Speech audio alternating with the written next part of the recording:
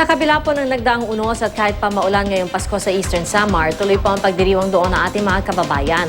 Ang kanilang ipinagpapasalamat ang pagkakaligtas nila sa hagupit ng bagyong Yolanda. May ulat on the spot si Isay. Isay? Pia, maulan ang ating Pasko ngayon dito sa Eastern Samar, pero bagamat ganito ang panahon, hindi natitinag ang diwa ng Pasko. Bago pa man pumatak ang alas 12 kagabi, puno na ang simbahan sa Hernani, Eastern Samar. Mataimtim na pagdarasal na dalay puro pasasalamat sa buhay na muntik nang makuha sa kanila. Ganyan sinalubong ng mga taga-Samar ang Pasko. At sa pagliwanag, bumuhos naman ang ulan. Dito sa Borongan, akala namin konti lang ang tao dahil sa buhos ng ulan, pero mga nagsasayang mga residente ang aming nasalubong. Para bang normal lang ang lahat, nakasuot ng magagandang damit ang ilang bata na handang magmano kay Naninong at Ninang. Ang magpipinsang ito, ipinagmalaki pa ang kanilang napagmanuhan. May pandan. Nanggaling na kayo sa may pandan.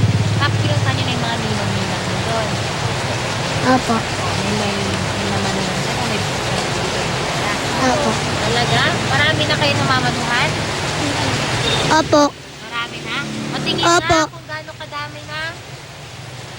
Wow! Aba, very good oh. Maging ang pamilya ng Bagaporo at Baludto, masaya raw na kahit umuulan, nagdiriwang pa rin ang lahat ng kanilang mga kababayan.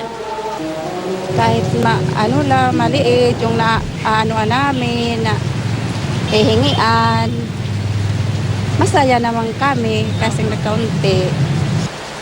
Si Myra Gapo sa pagsimba raw na isimula ng araw. Pasalamat sa may kapal na walang nawala sa kanilang pamilya. Pagsisimba niyo po, ano po yung pasasalamat ninyo sa Panginoon? Siyempre, ngayon, napapasalamat kami na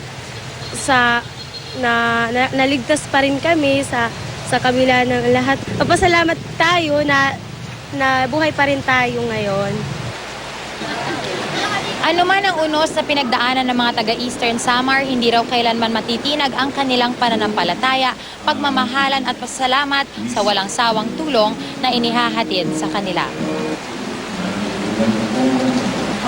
Pia, ganyan ngayon ang Pasko dito sa Eastern Samar. Alam mo, nakakatuwa dahil ang lakas talaga ng loob ng mga tao dito ay tila nagiging inspirasyon pa nga sa aming lahat dito. So mula sa aming GMA News team dito, maligayang Pasko po sa aming mga pamilya at sa inyo dyan. Pia? Maligayang Pasko sa inyo dyan, Isay, at sa mga kababayan natin sa Eastern Samar. Maraming salamat sa iyo.